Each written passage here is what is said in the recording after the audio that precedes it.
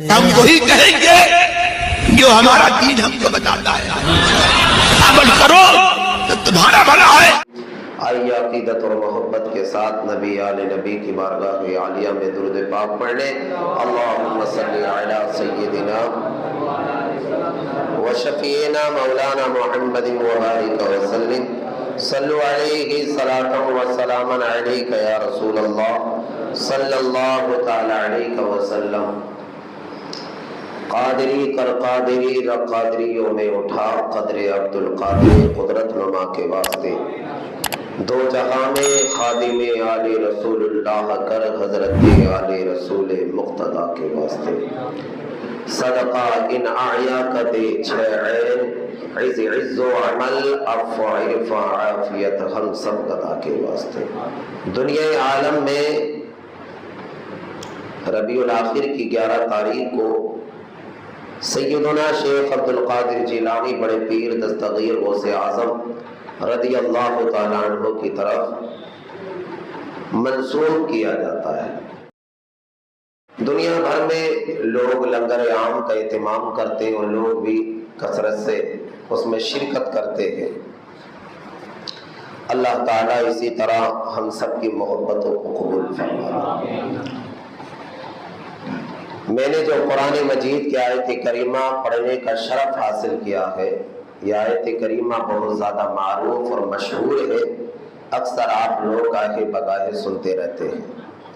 میں اس کا ترجمہ اور اس پر تھوڑی سی اجمالاً تفسیر بیان کروں گا.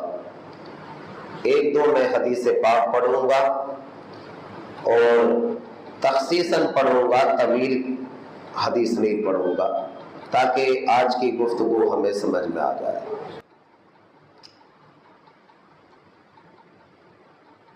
واہ کیا مرتبہ اے غوث ہے بالا تیرا، اونچے اونچوں کے سروں سے قدم اعلیٰ تیرا. وہ کیا دبے جس پہ ہو حمایت کا پنجہ تیرا، شیر کو خطرے میں لاتا نہیں کتا تیرا. یہ تمام سیرت نگاروں نے سیرت کی کتابوں میں بہت خوبصورت انداز میں لکھ رکھا ہے. حضور سیدنا شیخ عبد القادر جیلانی رضی اللہ تعالیٰ عنہ کی پیدائش 470 ہجری میں ہوئی ہے. 470 ہجری میں ہوئی تو تقریباً اندازہ لگانے کا مبیش 1000 سال سے زائد ہو گیا. 1500 سالہ اس وقت ہم سمجھتے ہیں تو کم و بیش کم زیادہ بات ہو سکتی ہے، تو ہزاروں یعنی 1100 سال سمجھ لیجیے. تقریباً 1000 یا 1100 سال ہو چکے سیدنا شیخ عبد القادر جیلانی کی پیدائش ہوئے. آپ کی زندگی گزری کون نہیں جانتا، واقعات آپ کافی کثرت سے جانتے ہیں. آپ کے بچپن کے تعلق سے، آپ کے سفر کے تعلق سے، بغداد معلیٰ آنے کے تعلق سے، آپ نے دینی تعلیم کیسے حاصل کی اس کے تعلق سے، مدرسے میں کیسے گئے اس کے تعلق سے، اور آپ نے کس منصب پر فائز ہوتے چلے گئے اس کے تعلق سے. آپ کی والدہ ماجدہ کی سیرت طیبہ آپ نے سنی ہے. آپ کے والد ماجد حضرت ابو موسیٰ جنگی دوست، آپ کے نانا جان کو کون نہیں جانتا، سیب کے واقعے کے صورت سے آپ سنتے رہتے. یہ تمام واقعے یہ ایمان کو ہمارے فولاد کرتے ہیں، اور یہ بالکل درست ہے. بہجت الاسرار کے اندر اور تذکرۃ الاولیاء کے اندر، اخبار الاخیار کے اندر کثرت سے سیرت نگاروں نے اس کو بالکل محفوظ رکھ رکھا ہے. اور بھی بہت سارے محدث سیرت نگار ہیں جنہوں نے کثرت سے حضور سیدنا شیخ عبد القادر جیلانی کی زندگی کے تعلق سے کثرت سے لکھا ہے، اور اس میں کوئی شبہ بھی نہیں ہے. دو باتوں میں بات سمجھ جائیں. جیسے ہمارے آقا جو علماء ربانیین فرماتے ہیں کہ جیسے ہمارے آقا انبیاء کے سردار ہیں، ایسے ہی سیدنا شیخ عبد القادر جیلانی اولیاء کے سردار ہیں. یہاں سے عظمت سمجھ میں آتی ہے کہ مرتبہ کیا ہے. جیسے ہمارے آقا رسولوں کے سردار ہیں، ایسے ہی سیدنا شیخ عبد القادر جیلانی رضی اللہ تعالیٰ عنہ دنیا میں جب تک اولیاء اعظام کی جماعت آتی رہے گی سب کے سردار رہے گی۔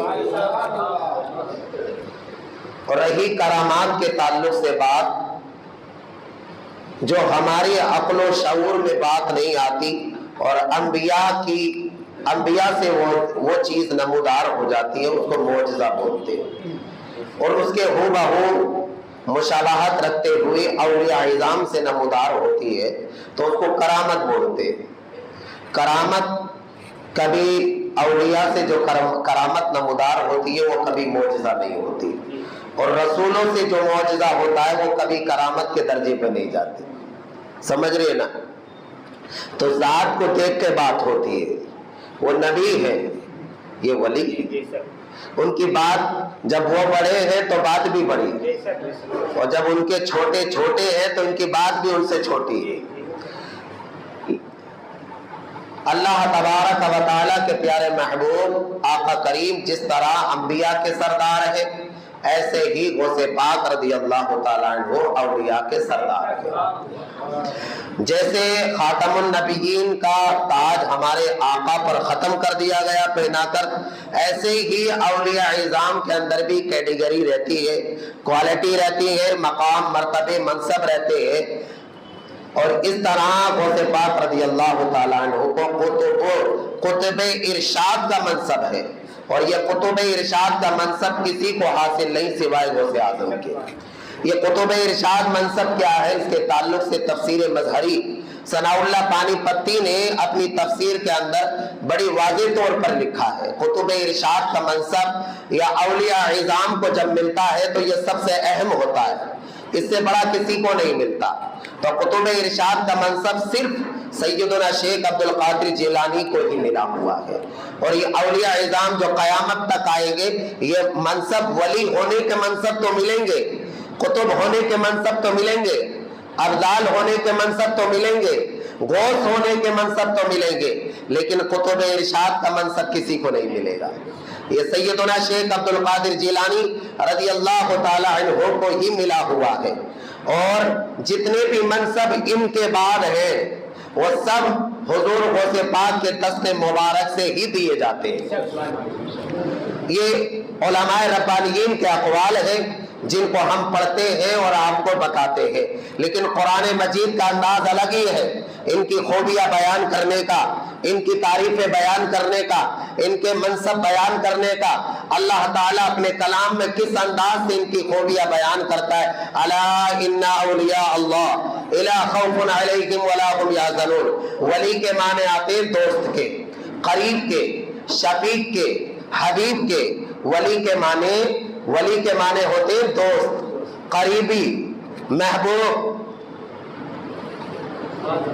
ولی کے معنی سمجھ لے پہلے، ولی کے معنی آتے ہیں دوست، جیسے ہم بولتے ہیں میرے دوست آ، ہمراہی ساتھ میں آ، قریبی میرے ساتھ آ، میرے پیارے ساتھ میں آ، میرے محبوب ساتھ میں آ۔ یہ الفاظ ولی کے معنی کئی لغات میں آتے ہیں، لیکن ولی کے معنی آتے ہیں سب سے اہم دوست، سمجھ لیجئے۔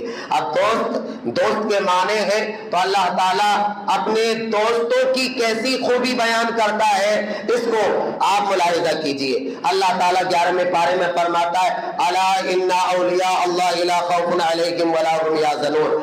آپ نے لائٹ جو دیکھی ہوگی، ابھی ہماری بستی میں یا دیگر جگہ پر لائٹ جاتی ہے تو 36,000 کی لائٹ جاتی ہے، 11,000 کی لائٹ جاتی ہے۔ جب خطرناک چیز ہوتی ہے تو اس کے نیچے لوگ جو ہے ڈینجر کر کے لکھ دیتے ہیں اور اس پہ لگا دیتے ہیں، اس کے اوپر ہاتھ میں ڈالنا ڈینجر ہے، جل کے راکھ ہو جائے گا۔ اس لیے عربی میں الا آتا ہے، الا۔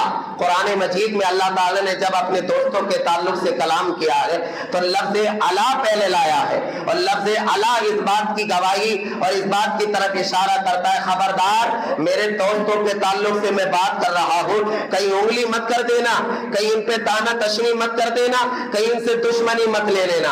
الا کا مطلب ہوتا ہے خبردار، تنبیہ، یعنی ڈینجر بات ہے۔ اگر میں کلام کر رہا ہوں اپنے دوستوں کے تعلق سے تو کہیں میرے دوستوں کی بے حرمتی مت کر دینا، ان کی بے حرمتی مت کر دینا، ان کی شان میں گستاخیاں مت کر دینا۔ الا کے معنی اس لیے آتے ہیں، الا اللہ کے معنی خبردار، ہوشیار ہو جاؤ۔ اب یہاں بات جو اللہ تعالیٰ کلام کر رہا ہے اپنے دوستوں کے تعلق سے کر رہا ہے، اور خوبی کیسے بیان کر رہا ہے؟ الا ان اولیاء اللہ لا خوف علیہم ولا هم یحزنون، خبردار ہوشیار ہو جائیے، بے شک اللہ تعالیٰ کے دوستوں کو نہ کوئی خوف ہوتا ہے نہ کوئی رنج ہوتا ہے، انہیں دنیا میں کسی کی نہیں پڑی رہتی ہے، صرف اللہ ہی اللہ کرتے رہتے ہیں، وہ وہی کام کرتے ہیں جو اللہ تعالیٰ چاہتا ہے، وہ وہی راہ پر چلتے ہیں جو اللہ تعالیٰ چاہتا ہے، وہ وہی بولتے ہیں جو اللہ تعالیٰ چاہتا ہے، وہ وہی پر جاتے ہیں جہاں اللہ چاہتا ہے، وہ وہی کام کرتے ہیں جو اللہ چاہتا ہے۔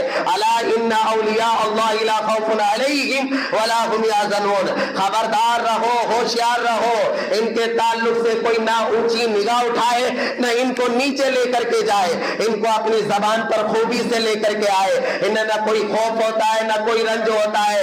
اللہ تعالیٰ یہ کلام کر کے بتا رہا ہے یہ صرف اللہ ہی کا خوف رکھتے، اللہ کا خوف جو رکھتا ہے وہ دنیا دار کا خوف کبھی نہیں رکھتا۔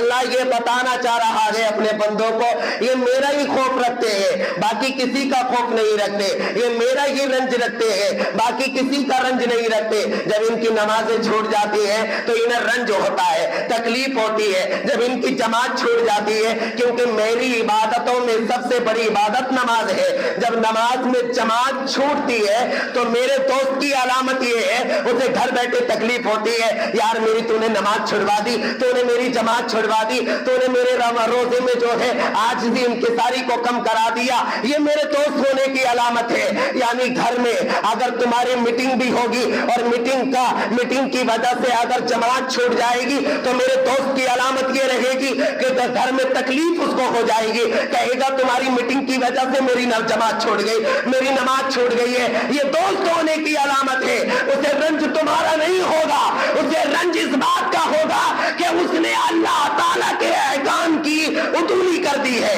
یعنی اللہ کے احکام چھٹ رہے ہیں، اس کا رنج ہو رہا ہے۔ تمہاری کتنی ایمرجنسی میٹنگ ہو، کتنا ہی بڑا آفس ہو، کتنی بڑی ڈیوٹی ہو، وہ سب چھوڑ دے گا، اور وہ نہیں چھوٹے گا تو رنج کرے گا، اور رنج ایسا کرے گا یار تم نے اپنی دنیا داری کے لیے میری نماز چھڑوا دی ہے، دنیا داری چھٹے تو چھٹ جائے لیکن خدا کی عبادت نماز کبھی نہ چھٹ پائے۔ ان اولیاء اللہ الا خوف علیہم ولا هم یحزنون، اس کی تفسیر میں جائیں گے تو لمبی تفصیل ہو جائے گی۔ اب یہ کوالٹی کیسے آتی ہے؟ الذین آمنوا وکانوا یتقون، یہ وہ لوگ ہیں جو صرف اللہ سے ڈرتے ہیں، جنہیں نہ کوئی خوف ہوتا ہے نہ کوئی رنج ہوتا ہے، یہ وہ لوگ ہیں جنہیں صرف اللہ ہی کا ڈر ہوتا ہے، وہ پرہیزگار ہوتے ہیں۔ یتقون کے معنی آتے پرہیزگار بھی، جو دین اسلام کی اتباع و پیروی کرتے نظر آتے اور اللہ ہی کا خوف ان کے دلوں میں ہوتا ہے، جو پرہیزگار ہوں گے، متقی ہوں گے، نماز پڑھنے والے ہوں گے، دین اسلام کی پیروی کرنے والے ہوں گے، قرآن مجید کو سینے سے لگانے والے ہوں گے، حضور پاک کی احادیث کریمہ کے مطابق زندگی گزارنے والے ہوں گے، آقا کی کبھی سنت ان سے نہیں ترک ہوگی، ہمیشہ اس پہ اتباع و پیروی کرنے والے ہوں گے۔ الذین آمنوا وکانوا یتقون میں وہ سب باتیں اس کے اندر ہیں، یہاں ذخیرہ بھرا ہوا ہے اولیاء اعظم کی تعریفات، ان کی خوبیاں، ان کی کوالٹیاں، ان کے اوصاف جو آپ کو ملاحظہ کرنے ہیں۔ الذین آمنوا وکانوا یتقون 11واں پارہ اٹھانا اور سورہ یوسف کو اٹھانا، سورہ یونس کو اٹھانا اور 11واں پارے کے اندر اس کی تفسیر کو ملاحظہ کرنا، آپ کو سمجھ میں آ جائے گا اللہ کا ولی کون ہو سکتا ہے اور اللہ کے ولی کے اندر کتنی کوالٹی ہوتی ہے، ان کے اوصاف کیا ہوتے ہیں۔ الذین آمنوا وکانوا یتقون کی تفسیر پڑھ لینا، قرآن مجید اس بات کے بالکل وضاحت کر رہا ہے اور اشارہ کر رہا ہے، اپنے من سے کسی کو ولی بنانے کی ضرورت نہیں ہے، جو قرآن کہتا ہے وہی ولی ہوتا ہے۔ الذین آمنوا وکانوا یتقون، اس کی تفسیر پڑھے بات سمجھ میں آ جائے گی۔ اور ولی ہونے کی ایک بڑی علامت کرامت ایک میں بڑی بتا دوں، کرامت سب سے بڑی یہی ہوتی ہے اللہ کے ولی کی، وہ دین اسلام کی اتباع و پیروی کرتا ہے، وہ کبھی رسول اللہ کی سنت نہیں چھوڑتا، اور جو زندگی میں اگر ایک مرتبہ بھی رسول اللہ کی سنت کو ترک کرتا ہے جان بوجھ کے، کبھی وہ ولی نہیں ہو سکتا، وہ کبھی ولی ارے ولی کیا کہ یہ عام منصب ہے، وڑا پاؤ تھوڑی ہے کھایا اور ختم کر دی بات۔ ارے بھائی عام مومن کی کیا علامت ہے؟ الذین آمنوا ان الذین آمنوا وعملوا الصالحات سیجعل لہ الرحمن ودا۔ مومن مسلمان جب ایمان لاتا ہے اور عمل کرتا ہے، سیجعل لہ الرحمن ودا، قریب اللہ تعالیٰ انہیں دنیا میں مقبولیت عطا فرماتا ہے۔ تو مومن کی یہ کوالٹی ہے، یہ شان ہے عام لوگوں میں، اور اللہ کے ولی کی شان کیا ہوگی؟ ذرا حدیث پاک سنیے، آقا کریم کی حدیث پاک ہے، میرے آقا ارشاد فرماتے ہیں، مسلم شریف کی حدیث ہے، مسلم شریف کی حدیث پاک ہے، 797 صفحہ نمبر ہے اور 6581 حدیث پاک کا نمبر ہے، حدیث نمبر 6581۔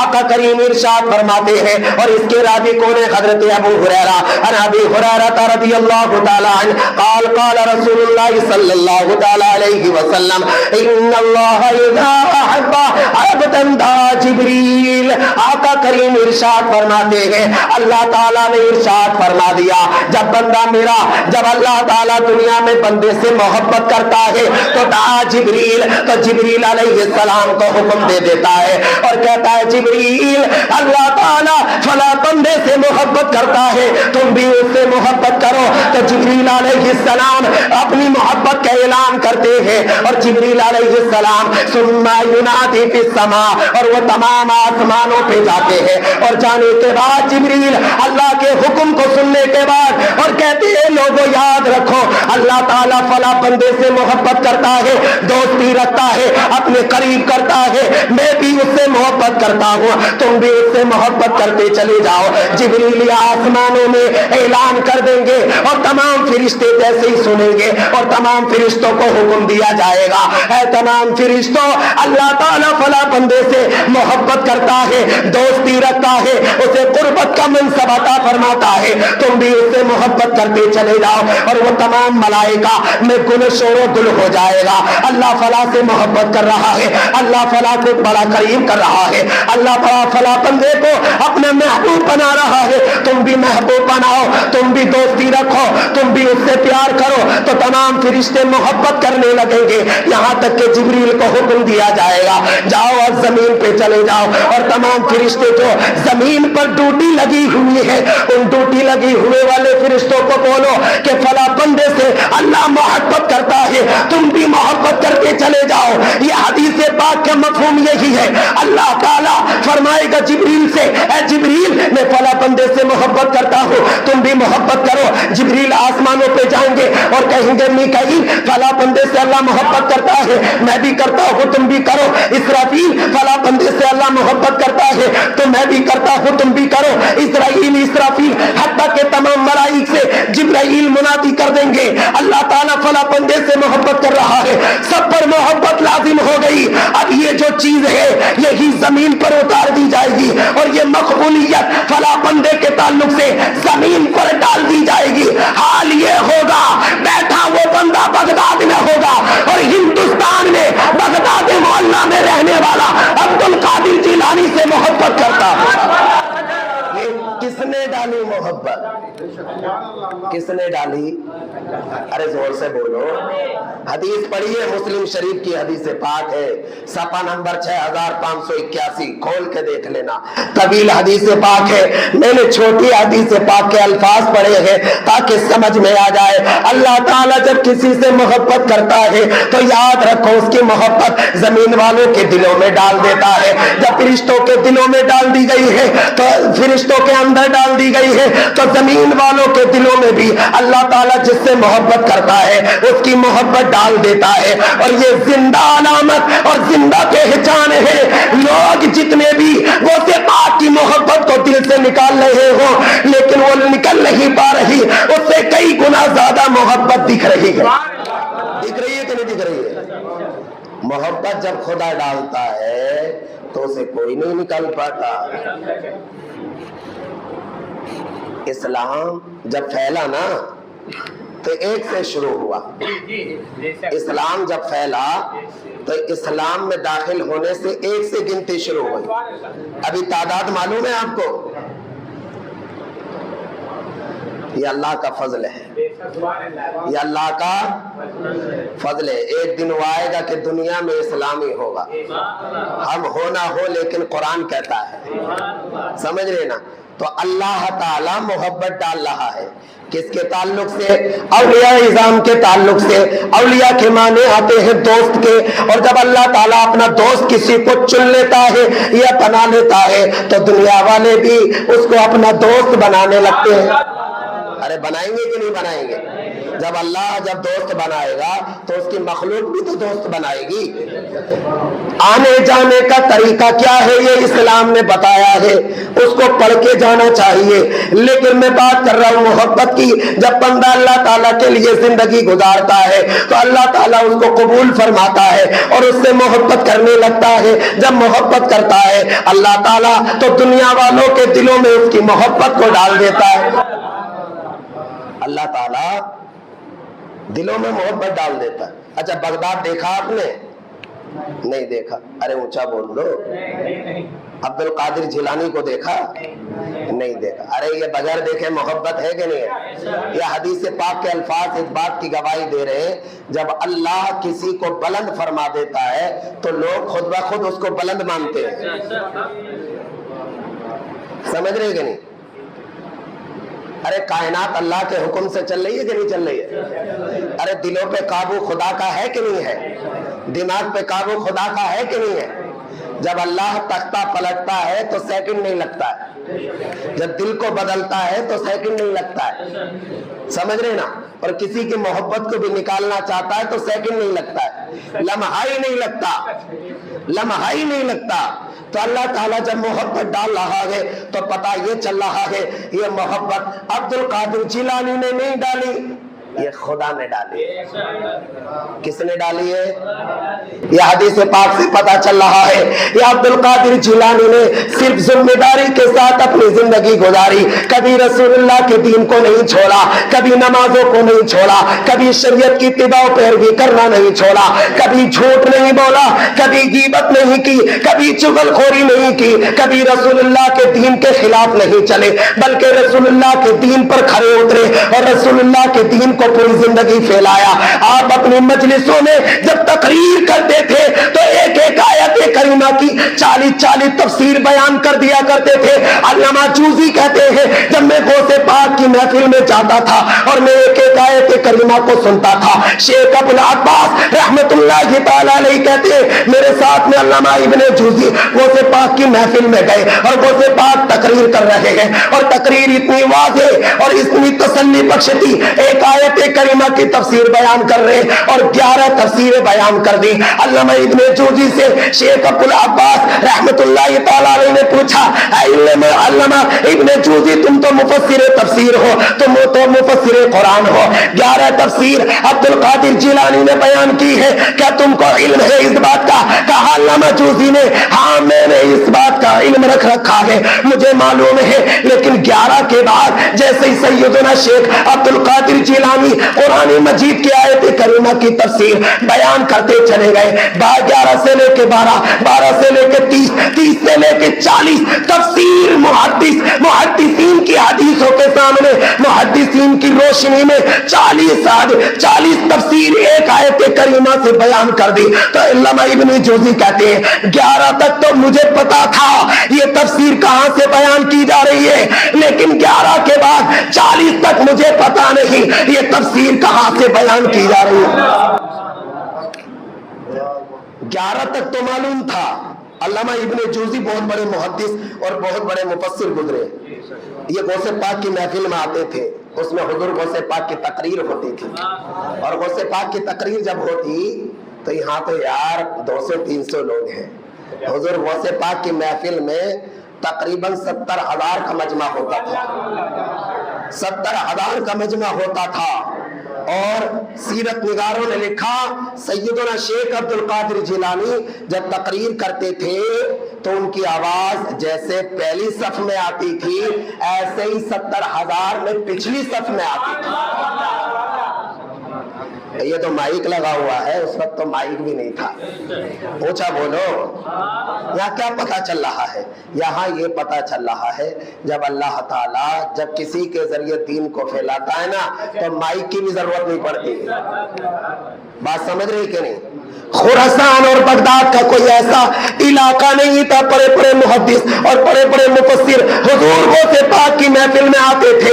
یہاں تک کہ سیرت نگاروں نے لکھا بڑے بڑے اللہ کے ولی تک آتے تھے غوث پاک رضی اللہ تعالیٰ عنہ کی محفل میں. لیکن غوث پاک جب قرآن کی تفسیر بیان کرتے تھے، جب محدثین کی حدیثیں جو جمع تھی، جب اس میں تفریق اور جدا گانا الفاظ بولتے تھے، کس میں پیشی ہے، کس میں زیادتی ہے، کس میں کمی ہے، حضرت سیدنا شیخ عبد القادر جیلانی اس کو صحیح سالم بیان کرتے تھے.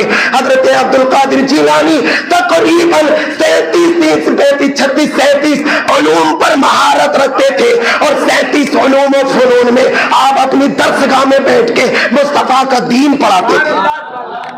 کس کا دین پڑھاتے تھے؟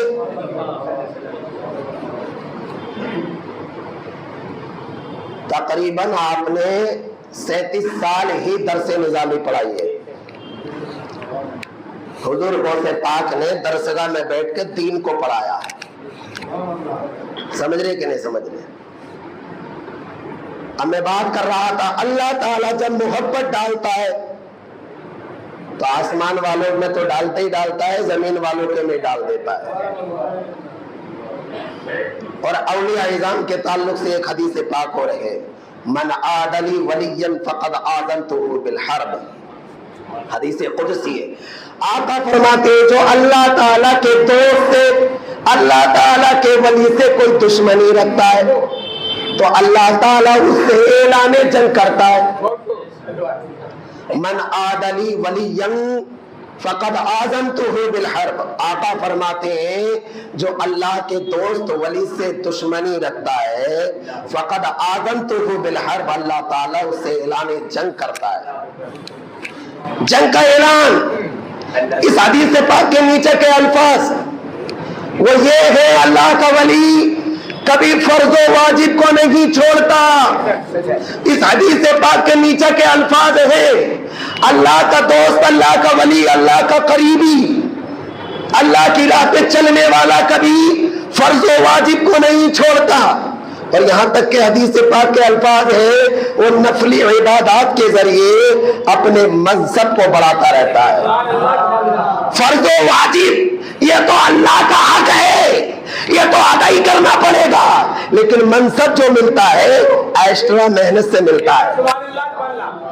اب مثال کے طور پہ میں کسی کو ڈیوٹی دے دوں، عمران میاں صبح 10 بجے سے لے کر 12 بجے تک جامع مسجد میں آپ کو صفائی کرنی ہے، تو یہ میری طرف سے ڈیوٹی ہو گئی. کس کی طرف سے ڈیوٹی ہو گئی؟ میری طرف سے. تو میں نے جتنی اجرت رکھی اتنی ہی دوں گا. لیکن اگر انہیں پتا چل گیا یہ اللہ کا گھر ہے، یہاں زیادہ صفائی کرنے سے اللہ تعالیٰ اوپر بڑھا دے گا. یہ ڈیوٹی جو لگائی یہ مولانا صاحب نے لگائی ہے، یعنی صبح 10 بجے سے 12 بجے تک تمہیں صفائی کرنی ہے، 500,000 روپے ملیں گے. اگر یہ ٹائم تو ٹائم کام کرتے رہے تو انہیں اتنی اجرت ملے گی جتنی مالک نے ڈیوٹی لگائی ہے. لیکن یارو یاد رکھو اگر انہوں نے یہ اللہ کا گھر سمجھ لیا اور کام کو ثواب سمجھ لیا اور سمجھ لیا یہ راستہ ایسا ہے اللہ تعالیٰ مجھے عام انسان سے مومن بنائے گا اور مومن سے ولی بنائے گا، ولی سے مجھے قطب بنائے گا، قطب سے مجھے ابدال بنائے گا، مجھے غوث بنا دے گا، مجھے وقت کا ولی بنائے گا. اگر یہ سمجھ لیا کہ اللہ تعالیٰ مجھے اس کام سے بڑا بنا دے گا تو یاد رکھو جو مالک نے ڈیوٹی دی ہے اس کی اجرت بخوبی مل رہی ہے، لیکن انہوں نے دل سے اور عبادات اور اچھے کام میں اضافہ پیدا کر دیا تو اللہ تعالیٰ وہ منصب عطا فرمائے گا جو دنیا والے نہیں کر پاتے. بات سمجھ میں آ گئی کہ نہیں؟ فرض نماز ادا کرنا یہ تو لازم ہے، یہ تو کرنا ہی ہے. اس کے علاوہ شریعت پر قائم رہنا، اچھے کام کرنا، نفلی عبادات کرنا، رات کو بچوں کو سلا کے آ کے مسجد میں آ جانا، مسجد میں قرآن کی تلاوت کرنا، तहज्जुद पढ़ना, नमाज इशराक चाश्त पढ़ना, ये सब नफली इबादत में है। और जब नफली इबादत अपने दिल से अदा करता है अल्लाह ताला का करीब हो जाता है। फर्ज़े वाजिब ये तो सब पे लाजिम है, चाहे वली हो या गैर वली हो, चाहे मौलाना हो चाहे गैर मौलाना हो, इसको तो पढ़ना ही है, इससे किसी का छुटकारा नहीं। लेकिन मनसब पर वो पढ़ता है जो इसके अलावा एक्स्ट्रा इबादत करता है। बात समझ रहे कि नहीं? सैयदना अब्दुल शेख अब्दुल कादिर जिलानी नमाज पता है कैसे पढ़ते थे? है कई कई दिन खाना भी नहीं मिलता था और इबादत में कमी नहीं थी। जंगल में रह के रब की इबादत हो रही है, दरिया के किनारे रब की इबादत हो रही है, घर बार छोड़ दिया, अपना इलाका छोड़ दिया और बगदाद के जंगलात में जाकर रब की इबादत करने। कहां अब्दुल कादिर थे, अब गौसे पाक बन जा रहे। कहां अब्दुल कादिर थे, अब कुतुब इरशाद के मनसब पर पहुंच रहे हैं। ये क्यों? क्योंकि हमने अपनी जरूरत के मुताबिक इबादत नहीं की है, बल्कि उन्होंने रब की मर्जी के मुताबिक इबादत की है। जो रब को पसंद है वो अब्दुल कादिर जिलानी ने पसंद किया है, और अब्दुल कादिर जिलानी ने वही पसंद किया जो खुदा का पसंदीदा काम है। तो अल्लाह ताला ने ऐसा मनसब अता फरमा दिया कि क़यामत तक जितने भी वली बनेंगे अब्दुल कादिर जिलानी के दस्त से उसको दस्तार दी जाएगी। बात समझ रहे कि नहीं समझ रहे? तो तालीमात मुस्तफ़ा को समझो। अल्लाह के वली जो होते हैं ये कभी मुस्तफ़ा के दीन की जर्रा बराबर भी अमल करने में कमी नहीं रखते। ये याद रखो, जितने भी औलिया इज़ाम अपनी अपनी तुरबतों में दुनिया भर में बुजुर्गान दीन जो अल्लाह के वली है वाकई जो आराम कर रहे हैं, उन्होंने कभी भी रसूलुल्लाह के दीन में अमल करने में जर्रा बराबर कमी नहीं की। अगर कमी हो गई तो रातों रात रोने में, गिड़गिड़ाने में, गिरियाजारी करने में गुजार दी। और हम समझते हैं बस हाजिरी दे दो जन्नत मिल जाएगी, उनका नाम ले लो जन्नत मिल जाएगी। अब्बा की प्रॉपर्टी नहीं है मेरे दोस्त, ये जन्नत ये खुदा की प्रॉपर्टी है। यहाँ वही जाएगा जो खरा इम्तिहान में उतर जाएगा, और इम्तिहान के लिए दीन इस्लाम को रखा है। दीन इस्लाम पे चलो और कामयाब हो जाओ और जन्नत के हकदार बन जाओ। जन्नत ऐसे नहीं नाम लेने से मिल जाएगी या वहां पड़े रहने से मिल जाएगी, वो मामले अलग है। इस जमाने में वो मामले कहाँ दिखाई दे रहे, समझ रहे ना? तो प्यारे, जन्नत की हिरस है, होनी चाहिए, लेकिन दीन पर कायम रहो, इस्लाम पर चलते रहो। दीन मुस्तफ़ा की हुक्म उदूली मत करो, ये हुक्म उदूली तुम्हें खसारे में लेकर जाती है।